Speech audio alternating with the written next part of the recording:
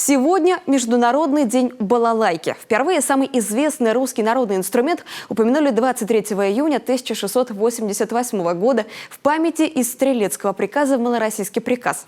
Тогда в Стрелецкий приказ привели двух человек. Они ехали на лошади с телегой, пели песни и играли на балалайке. А стрельцов, которые стояли на карауле, цитата, бранили матерно.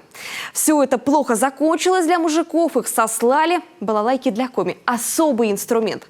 Именно здесь, на нашей земле, в Вельгарте, родился русский балалайчный Страдивари, мастер по изготовлению балалайк Семен Налимов. Его инструменты по совершенству формы и звука не уступают скрипкам великого итальянца.